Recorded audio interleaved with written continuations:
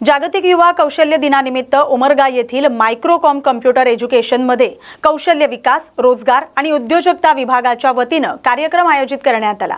यावेळी जिल्हा कौशल्य विकास अधिकारी रोहित सुरवसे यांनी युवकांनी अत्याधुनिक कौशल्य आत्मसात करून नोकरी शोधण्यापेक्षा रोजगार निर्मिती करणारे उद्योजक बनावे असं आवाहन केले। शासनाच्या कौशल्य विकास योजनांचा लाभ घेऊन युवकांनी स्वतःला रोजगारक्षम बनवावं तसंच आत्मनिर्भर भारताच्या उभारणीत सक्रिय योगदान द्यावं असंही त्यांनी सांगितलंय। कार्यक्रमात कौशल्य प्रशिक्षण यशस्वीपणे पूर्ण केलेल्या विद्यार्थ्यांना मान्यवरांच्या हस्ते प्रमाणपत्रांचं वितरण करण्यात आलं। शिवसेना ठाकरे गटाचे नेते खासदार संजय राऊत यांनी नागपूरमधील रामरक्षा पठणाचा कार्यक्रम नियोजितपणे होणार असल्याचं सांगितलंय। कार्यक्रमासाठी शासकीय स्तरावर अडथळे आणले जात असल्याचा आरोप करत कोणत्याही परिस्थितीत हा उपक्रम पार पडणारच असा विश्वास त्यांनी व्यक्त केलाय। राऊत यांनी मोहन भागवत, मुख्यमंत्री देवेंद्र फडणवीस तसंच काँग्रेससह सर्व पक्षांच्या नेत्यांना कार्यक्रमाचं निमंत्रण दिल्याचं सांगितलंय। राम सर्वांचे आहेत, कोणत्याही एका पक्षाची मक्तेदारी नाही असं म्हणत राम मंदिराशी संबंधित कथित गैरव्यवहारांबाबत त्यांनी चिंता व्यक्त केली। यावेळी त्यांनी शिवसेना एकच असल्याचा दावा करत राजकीय घडामोडींवरही भाष्य केले। रामरक्षा पठण हा राजकारणाचा नव्हे तर हिंदुत्वाशी निगडीत सामाजिक आणि सांस्कृतिक कार्यक्रम असल्याचं त्यांनी स्पष्ट केले। त्या कार्यक्रमात अडथळे आणण्याचे शासकीय प्रयत्न सुरू झाले, ते सर्व अडथळे आम्ही पार केले।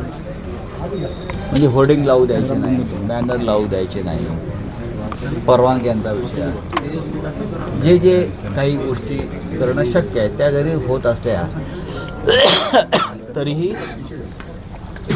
हा रामरक्षा आंदोलन हिंदुत्वाचा जो आहे तो आम्ही तडीसने पूर्ण करू। उद्या राणा दाम्पत्य सुद्धा हनुमान चालीसा पठण अमरावतीत करणार आहे। मला माहिती या कोण काय करत आहे ह्याच्यावरती आमचा कार्यक्रम अवलंबून आहे।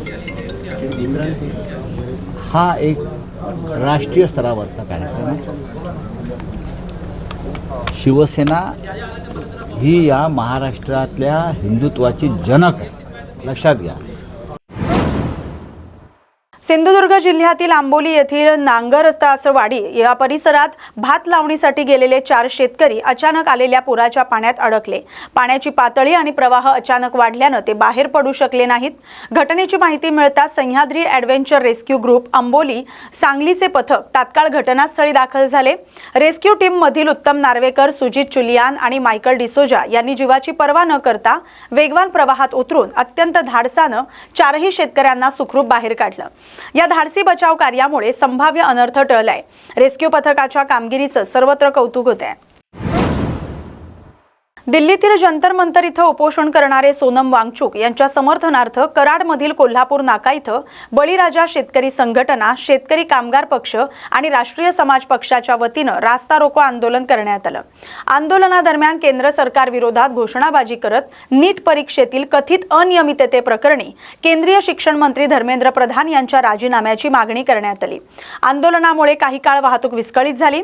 सरकारनं सोनम वांगचुक यांच्या उपोषणाची दखल घेऊन शिक्षण व्यवस्थेतील त्रुटींवर तातडीने उपाययोजना कराव्यात अशी मागणी आंदोलनकर्त्यांनी केली आहे। सरकारनं मागण्यांकडे दुर्लक्ष केल्यास राज्यभरात आंदोलन अधिक तीव्र करण्याचा इशाराही देण्यात आलाय।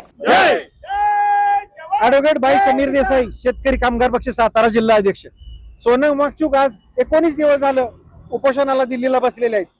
ते का बसलेले आहेत ते लोकांना समजलं तर ते बरं होईल। ते अशासाठी बसलेले, ते पेट्रोलला दर कमी होईना म्हणून बसलेले नाहीत, ते अदानी अंबानीनं ब्रिजची कामं करतोय म्हणून ते बसलेले नाहीत, शेतमालाला दर मिळत नाही म्हणून ते बसलेले नाहीत, साखरेला भाव मिळत नाही म्हणून ते बसलेले नाहीत, आज आंतरराष्ट्रीय पातळीवर भारताची नाचक्की झालेली आहे म्हणून ते बसलेले नाहीत। तर ते का बसलेले आहेत तर ही येणारी पिढी जी नीटची परीक्षांचा त्यांचा पेपर फुटल्यामुळे 22 लाख विद्यार्थ्यांचं जे नुकसान झालेलं आहे, 17 विद्यार्थ्यांनी जो आत्महत्या केलेली आहे त्यांच्या समर्थनार्थ बसलेले आहेत। आज जर नीट सारखा पेपर फुटत असेल तर ह्या देशाची खूप मोठी नाचक्की आहे। धर्मेंद्र प्रधान सारख्या एका क्षुल्लक माणसाचा जो भारताचा शिक्षण मंत्री आहे त्याचा राजीनाम्यासाठी बसलेले आहेत। सोनम वांगचुक हा काही साधा माणूस नाहीये, ते भारताचे मोठा इनोव्हेशन माणूस, सायंटिस्ट माणूस आहे। त्यांनी मोठमोठं सायंटिस्ट केलेलं आहे। भारताच्या मिलिटरीसाठी त्यांनी मोठं योगदान दिलेलं आहे। त्यांनी जो टेंट बनवलेला आहे त्यावर भारतातली मिलिटरी काश्मीरमध्ये आपली चालती। तर अशा ह्या सोनम वांगचूकसाठी आम्ही शेतकरी कामगार पक्ष, बळीराजा शेतकरी संघटना आणि सर्व पक्ष मिळून आज रस्ता रोको केलेला आहे आणि लवकरात लवकर याचा तोडगा निघावा ही आमची मागणी आहे. शेतकरी कामगार दिल्लीमध्ये एकही अन्नाचा न कण खाता जे सोनम वांगचूक आमचे मित्र आज 20 दिवस झाले उपोषणाला बसलेले आहेत, पण या सरकारला लाज वाटत नाही. म्हणून आम्ही 2 टाइम अन्न बनवणारे शेतकरी संघटनेचे, सर्व शेतकरी संघटनेचे, बळीराजा असतील, रासप असेल, शेतकरी कामगार पक्ष असेल, सगळ्यांनी आज कराडमध्ये आज ज्या ठिकाणी गांधीजींचा या ठिकाणी पुतळा आहे, ज्या गांधीजींना बघितल्यावर देशातल्या सर्व जवानांचं, मुलांचं रक्त सळसळतं, त्या ठिकाणी आम्ही आलोय. पण या सरकारचं रक्त काही सळसळ झालं या त्या सरकारचं रक्त अदानीचं आणि अंबानीचं आहे. ते फक्त ठेकेदारांचा रस्ता करण्यात व्यस्त आहेत. पण या युवकांना शिक्षणाचं झालेलं धोरण, ते धोरण बघत नाहीत. युवकांना रोजगार नाही, शाळेच्या मुलांना बोगस शिक्षण चालू आहे, ते पेपर फुटीचं प्रकरण दाबलं गेलंय. म्हणून आम्ही या ठिकाणी सोनम वांगचूक यांना जाहीर पाठिंबा देण्यासाठी सर्व पक्षीय शेतकरी संघटनेचे कार्यकर्ते आले आणि आज या गांधीजींच्या पुतळ्यासमोर यशवंतराव चव्हाणांच्या गावातून, क्रांतिसिंह नाना पाटलाच्या भूमीतून ठिणगी पडल्याशिवाय राहणार नाही. ही फक्त सॅम्पल आहे. आम्ही फक्त या ठिकाणी पोलीस प्रशासनाला सहकार्य करण्यासाठी तात्पुरता आज 1 दिवस केलेला आहे. पण आम्ही गनिमी कायद्याने उद्यापासून पाहिजे तिथं रस्ता रोको बिन सांगता करणार आणि महाराष्ट्रात पेट्रोल राहणार नाही. हा बळीराजा संघटनेचा. पुण्याच्या इंदापूर तालुक्यातील बेलवाडी या ठिकाणी मंत्री आशिष शेलार, मंत्री दत्तात्रय भरणे यांनी राज्य शासनाच्या संवादवारी उपक्रमाला भेट दिली. या संवादवारीतून डिजिटल कम्युनिकेशनच्या माध्यमातून बळीराजाशी, सामान्य नागरिकांशी संवाद साधला जातोय. मुख्यमंत्री देवेंद्र फडणवीस, उपमुख्यमंत्री एकनाथ शिंदे, उपमुख्यमंत्री सुनेत्रा पवार यांच्या नेतृत्वात या पद्धतीचा संवाद कायमचा शेतकऱ्यांशी करण्याचा आमचा प्रयत्न असल्याचं आशिष शेलार यांनी म्हटलंय.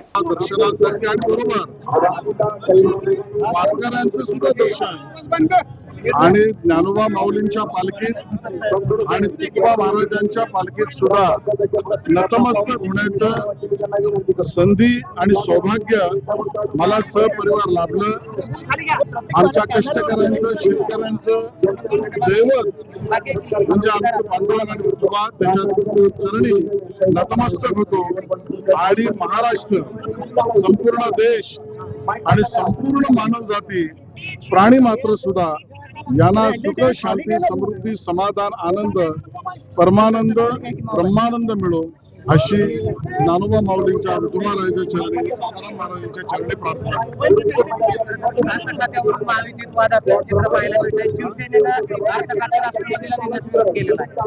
मला वाटतं राजकीय विषय जे आहेत त्या पालखीमध्ये हा आनंद सोहळा आहे. या आनंद सोहळ्यामध्ये सर्व राजकीय जोडे बाजूला काढून आम्ही एक वारकरी भाविक म्हणून त्यात सहभागी होतो. आणि म्हणून मला असं वाटतं आज राजकीय विषयांवर बोलणं संयुक्ती होणार नाही. पाऊस चांगला पडू दे, हेच आपलं पांडुरंगाला सांगणे. पाऊस चांगला पडू दे, माझा बळीराजा, माझा शेतकरी सुखी होऊ दे. सगळीच जनता, राज्यातली, मागासलेल्या देशातली जनता.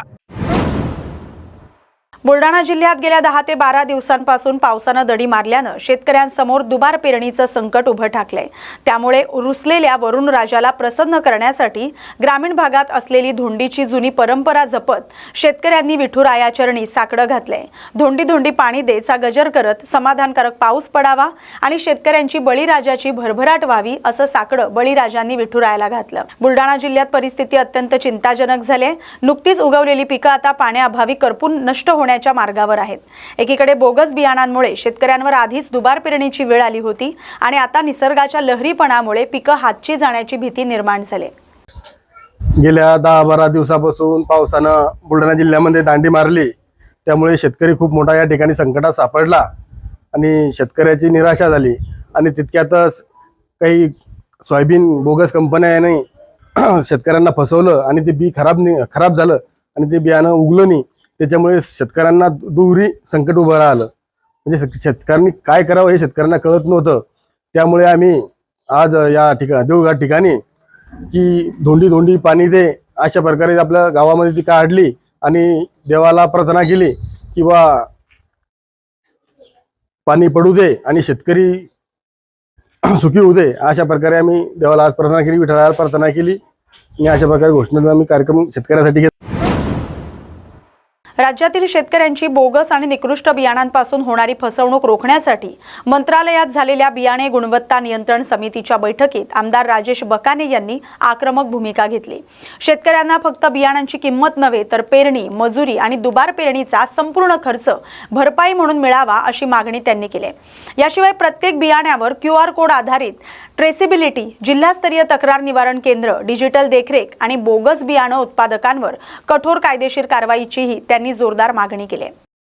की बियाण्याच्या संदर्भामध्ये मागच्या अधिवेशनामध्ये मी विषय उचलला होता की बोगस बियाणं जे मध्य प्रदेश आणि आंध्र प्रदेश, गुजरात या राज्यातून मोठ्या प्रमाणामध्ये महाराष्ट्रामध्ये चोरट्या मार्गाने येते, ते B3 असेल किंवा सोयाबीनचं अन्य बियाणं असेल, या संदर्भामध्ये वरुण सिडनी या ठिकाणी जे बियाणं विकलं होतं त्या संदर्भामध्ये अधिवेशनामध्ये विषय लावल्यानंतर त्या ठिकाणी मला कृषी मंत्र्यांनी आश्वासित केलं होतं की या संदर्भामध्ये मंत्रालयामध्ये मीटिंग लावण्यात येईल आणि त्या पद्धतीने मीटिंगसुद्धा लागली आणि त्या मीटिंगमध्ये ठरवण्यात आलं की या बियाण्याच्या संदर्भामध्ये एक SOP बनवण्यात येईल आणि ती SOP तंतोतंत या ठिकाणी महाराष्ट्राच्या सगळ्या जिल्ह्यामध्ये पाळण्यात येईल। त्या पद्धतीने आता 3 दिवसापूर्वी मंत्रालयामध्ये मीटिंग झाली, उच्चस्तरीय मीटिंग झाली। त्या मीटिंगला कॅबिनेट कृषी मंत्री, राज्यमंत्री, कमिशनर हे सगळे होते आणि त्या याच्यामध्ये SOP ठरवण्यात आली की बियाणं हे जून महिन्याच्या अगोदरच मेमध्ये ट्रेसिंग व्हायला पाहिजे। मेमध्ये ट्रेसिंग झाल्यानंतर त्याचं जर्मिनेशन चेक करायला पाहिजे। जर्मिनेशन चेक झाल्यानंतर ते ॲपवर टाकायला पाहिजे की कुठल्या बियाण्याचं किती जर्मिनेशन आहे आणि ते सार्वजनिक करायला पाहिजे, जेणेकरून शेतकऱ्यांना त्या ॲपवर पाहता येईल की कुठल्या बियाण्याचं किती जर्मिनेशन आहे आणि कुठलं बियाणं आपण घ्यायला पाहिजे आणि जमिनीत टाकायला पाहिजे या पद्धतीने। आणि त्यानंतर परत एक SOPमध्ये मी ॲड करायला लावलं की जर का अशा पद्धतीने बियाणं या महाराष्ट्रातल्या सगळ्या जिल्ह्यामध्ये येत असेल तर त्या ठिकाणी या बियाणे विक्रेत्यांवर कडक कारवाई करण्याच्या संदर्भामध्ये अजामीनपात्र गुन्हा या ठिकाणी बियाण्यांच्या कायद्याच्या संदर्भात 1966चा बियाणे कायदा जो आहे तो मोडीत काढा आणि नवीन बियाण्याचे कायदे तयार करून या ठिकाणी ते इम्प्लिमेंट व्हायला पाहिजे। या दृष्टीने मी त्या ठिकाणी सर्व सूचना मांडल्या आणि ज्या शेतकऱ्यांचं नुकसान झालेलं आहे त्यांना फक्त बियाणंच नाही तर बियाणे पेरायसाठी जो खर्च आला, मजुरीचा खर्च आणि दुबार पेरणीचा खर्च हा सुद्धा त्यांना देण्यात यावं आणि जे बियाणे कंपनी आहे त्यांच्या डायरेक्टरवर गुन्हे दाखल करण्यात यावे या संदर्भामध्ये SOP बनवण्याच्या संदर्भात आम्ही सोलापूर महानगरपालिकेच्या आढावा बैठकीनंतर खासदार प्रणिती शिंदे यांनी महापालिकेच्या कारभारावर टीका करत पालिका भ्रष्टाचाराचं केंद्र बनल्याचा आरोप केलाय। शहरातील विविध नागरी प्रश्नांवर त्यांनी आयुक्तांसोबत सविस्तर चर्चा केल्याची माहिती दिली आहे। नालेसफाई, पाणी पुरवठा, पाईपलाईन, ड्रेनेज लाईन आदी मूलभूत कामांमध्ये मोठ्या प्रमाणावर त्रुटी असल्याचा आरोप करत नागरिकांना आवश्यक सुविधा वेळेत मिळत नसल्याचं त्या म्हणाल्या। या कामामध्ये सुधारणा करून प्रशासनानं तातडीनं प्रभावी उपाययोजना कराव्यात अशी मागणी त्यांनी केली। पालिकेत आमची मीटिंग होती, 3-4 विषय त्या ठिकाणी होते आणि त्याच्यावर आम्हाला आढावा बैठक एक मी ह्या ठिकाणी घेतली होती। पण आता तुमच्या समोर पण काय बोलू, कारण का काही शब्दच राहिले नाहीत। एवढं ह्या ठिकाणी महापालिका हे भ्रष्टाचाराचं केंद्र झाल्यास आढळत आहे आम्हाला। ऐन पावसाळ्यात नाला साफसफाईची कामं तो एक भाग आहे। दुसरी सर्वात महत्त्वाची गोष्ट ते नाल्यांचं काम, कन्स्ट्रक्शनचं काम होतं, त्याच्यात पण जो कॉन्ट्रॅक्टर आहे त्यांनी खूप मोठा भ्रष्टाचार केला आणि त्यालाच पुन्हा पुन्हा काम दिलं जात आहे। त्याच्यात फक्त 60% काम झालं आहे, उर्वरित काम झालं नाही आहे आणि होणार पण नाही आहे पावसाळ्यात। महानगरपालिकेने त्यासाठी काही कंटिंजन्सी, वेगळा प्लॅन, माहिती होतं पावसाळ्यापर्यंत हे काम होणार नाही आहे, पण 70% आज पूर्ण शहर खोदलं आहे आणि ते तसंच होणार आहे। आणि खूप मोठं आज परवा जो एक पाऊस झाला त्याच्यामुळे इतकी अपदा झाली, येणाऱ्या दिवसात अजून अपदा होणार आहे, मी हे लिहून देते। कॉन्ट्रॅक्टर काम करणार नाही आहे, काही कामं त्या ठिकाणी झालेत। नाले साफसफाई पण 65 ठिकाणी झालेत। उर्वरित जो मुरगी नाला असेल, शेळगी नाला असेल, मेन जे आपले चोक होणारे आहेत तिकडे नाला साफसफाई झाली नाहीये। म्हणजे तुम्ही अंदाज घेऊ शकता की येणाऱ्या पावसाळ्यात काय परिस्थिती। मग महानगरपालिका नेमकं करताय काय? मला तेच विचारायचं, तुम्ही नाला साफसफाई करत नाही आहात, तुम्ही नाल्याची उर्वरित कामं करत नाही आहात, तुम्ही म्हणताय समांतर जलवाहिनीला आम्हीच NTPCने त्यावेळेस निधी दिलेली, मुद्दामून लँड ॲक्विजिशन न करता कॉस्ट एस्केलेट झाला आणि अजूनही तुम्ही म्हणताय 4 दिवसाआड पाणी. त्यावेळेस हे रेकॉर्डवर म्हणालेले की आम्ही 2 दिवसाआड. अजूनही सोलापूर शहराला पाणी पुरवठा विस्कळीत आहे, 4-5 दिवसांनी पाणी मिळतं आणि ते पण काही ठिकाणी वेळेवर. आमच्या पूर्व भागमध्ये अजूनही वेळेवर पाणी येत नाही. आता काय कारण देत आहेत? आता कारण देत आहेत की WTP वॉटर ट्रीटमेंट प्लांट पाकणीमध्ये आहे, ती फॉरेस्टची जमीन आहे, मग फॉरेस्ट आधी आपला प्लांट आहे, फॉरेस्टला आता सुचलं की ते आता त्यांच्याकडे म्हणून महापालिकेला देत नाही. तर फॉरेस्ट बरोबर तुमच्या किती मीटिंग झाल्यात? एक पण मीटिंग झाली नाही. फॉरेस्ट बरोबर तुमच्या किती मीटिंग प्रस्तावित आहेत? एक पण मीटिंग प्रस्तावित नाही आहे. दुसरी गोष्ट, खाजगी जमीन जर तुम्हाला घ्यायचं असेल WTP साठी, तर त्या खाजगी जमीन घेण्यासाठी तुम्ही काय प्रक्रिया? 0. मग काय काम करताय तुम्ही? काम पुढे नेतच नाही आहात. हे महत्वाची काम आहेत आणि तुम्हीच म्हणालेला 2 दिवसाआड पाणी मिळणार आहे, त्यावेळेसपासून मी प्रेझेंटेशन मध्ये ऐकते आहे. आणि त्यामुळे आपण NTPCने एवढी निधी त्या ठिकाणी दिली. केवळ महानगरपालिकेच्या हलगर्जीपणामुळे आज सोलापूर शहराला पाणी वेळेवर मिळत नाही आहे. येणाऱ्या पावसाळ्यात खूप मोठे या ठिकाणी लोकांना अडचणीला सामोरं जावं लागेल, कारण का मुद्दामून महानगरपालिकेने सगळी नाला साफसफाई आणि नाल्याची जी उर्वरित कामं होती ती सगळी त्या ठिकाणी पेंडिंग ठेवलेत. आपला आसरा पूल असेल आणि मर्याई चौकचा पूल असेल, ती पण कामं आपल्याला वेळेत होताना दिसत नाहीये. आज DRM म्हणजे रेल्वेचे अधिकारी होते, NHAIचे होते, नॅशनल हायवेचे अधिकारी आणि महानगरपालिके, तिघांमध्ये ताळमेळ दिसत नाहीये. ह्याची NOC इकडून राहिले, त्याचं QAP तिकडून राहिलंय, त्याचं WQAP राहिलंय, ट्री कटिंग राहिलंय, मेथड स्टेटमेंट, असे शब्द वापरतात आणि ताळमेळ नाही. कोणालाच माहित नाही, ह्यांच्या जॉईंट मीटिंग होतच नाहीत आणि म्हणून ह्या दोन्ही पुलांची कामं कधी होणार आहेत हे आपण अंदाज पण नाही घेऊ शकत. त्याच्यामुळे पूर्ण सोलापूर शहराची लाईफलाईन कोसळली आहे, कारण का तिकडे पूर्ण ट्रॅफिक जाम होतोय आपल्याला रामवाडीपासून आणि तिकडे अनमॅन्ड आहे, एक पण पोलीस तिकडे नसतो आणि पुन्हा एकदा नागरिकांना ह्या अडचणींना सामोरं जावं लागेल. मग तुम्ही कोणती विकास कामं करताय? महापालिकेकडून होतंय तरी काय नेमकं? ही जर 4-5 महत्वाचीच कामं प्रलंबित असतील तर. त्यानंतर आम्ही शुभ्रा आर्ट गॅलरी, आपली सोलापूरची वास्तू तुम्हाला माहिती आहे, त्यासाठी स्पेशल निधी आणलेली, मुद्दामून ते काम ठराविक लोकांनी आणलं होतं म्हणून ते काम थांबवलं. त्याची निधी लॅप झाली. मुदतवाढीसाठी एक पण पत्र महापालिकेकडून गेलं नाही. एकाची निधी लॅप झाली, एकाची निधी अजूनही आहे. 3 कोटी पडून आहे. सेटलमेंटचं ग्राउंड आपण विकसित करणार होतो. सेटलमेंटमध्ये राहणारी बरीच मुलं ही पोलीस भरतीसाठी जातात, आपण तिथे छान ग्राउंड विकसित करण्यासाठी निधी आलेला. 3 कोटी निधी अजून प्रलंबित आहे. मुदतवाढीचं पत्र महापालिकेने अजूनही महाराष्ट्र गव्हर्नमेंटला, महाराष्ट्र शासनाला पाठवलं नाहीये. जाणून बुजून ते काम अडवलंय. तेलगू भवनचं काम, त्याच्यासाठी पण कोट्यावधी त्या ठिकाणी, लाखो निधी त्या ठिकाणी मी आणलेली. एक सिंपल NOC कलेक्टरचं ह्या लोकांना 2 वर्ष लागले घ्यायला. मुद्दामून ते काम आम्ही ठरवलेलं म्हणून माझ्या तेलगू समाज बांधवांचं काम.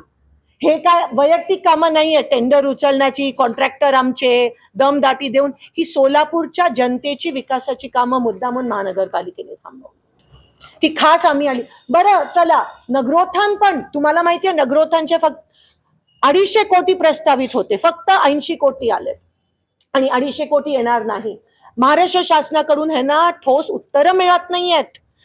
VCs मध्ये चीफ सेक्रेटरीला पण सांगण्यात आलं, ठोस उत्तरं नाहीयेत, कारण का ते पैसे कुठे वळवलेत हे तुम्हाला सगळ्यांना माहिती आहे. आणि नगरोत्थानची कामं, आणि मी आता विचारलं अधिकाऱ्यांना की नगरोत्थानचे उर्वरित पैसे आले नाहीत तर त्याचा काय इम्पॅक्ट होईल सोलापूर शहरावर. सगळं त्या ठिकाणी ड्रेनेजची कामं हद्दवाढीची आणि सोलापूर शहराची विस्कळीत होणार आहेत. कॉलेरा सारखी परिस्थिती पुन्हा एकदा आपल्या सोलापुरात उद्भवली तर मला आश्चर्य वाटणार नाही ह्यांच्या हलगर्जीपणामुळे. आणि महाराष्ट्र गव्हर्नमेंट जे त्यांनी सांगितलेलं, जे वचन दिलेलं की नगरोत्थान, अतिशय महत्वाची योजना होती त्यावेळेस, या नगरोत्थानसाठी उर्वरित जी 200 कोटी निधी प्राप्त आहे ती मिळणार आपल्याला नाही आहे. आणि पुन्हा एकदा आपल्या लोकांना, भारताच्या नागरिकांना, सोलापूरच्या लोकांना, हे लोक, हे शासन आणि अमरावतीत धनगर समाजानं विविध प्रलंबित मागण्यांसाठी आक्रमक भूमिका घेतली आहे. अर्जुन महानर यांच्या नेतृत्वाखाली धनगर समाजातील तरुणांनी मेंढ्यांसह अमरावती जिल्हाधिकारी कार्यालयासमोर आमरण उपोषण अन्नत्याग आंदोलन सुरू केले. या उपोषणाचा दुसरा दिवस आहे. वनक्षेत्रात पारंपरिक पद्धतीनं मेंढ्या शेळ्या चारण्यास अडथळे आणू नयेत, मेंढपाळांवर विनाकारण गुन्हे दाखल करू नयेत, मेंढपाळ समाजासाठी स्वतंत्र कल्याणकारी योजना राबवून आर्थिक मदत द्यावी, तसंच धनगर समाजाच्या आरक्षणाची प्रभावी अंमलबजावणी करावी, अशा विविध मागण्या आंदोलकांनी केल्यात. दरम्यान काँग्रेसचे खासदार बळवंत वानखेडे यांनी उपोषणस्थळी भेट देत आंदोलकांशी चर्चा केली. आज अर्जुनजी महानर यांनी अन्नत्याग आंदोलन सुरू केलेलं आहे.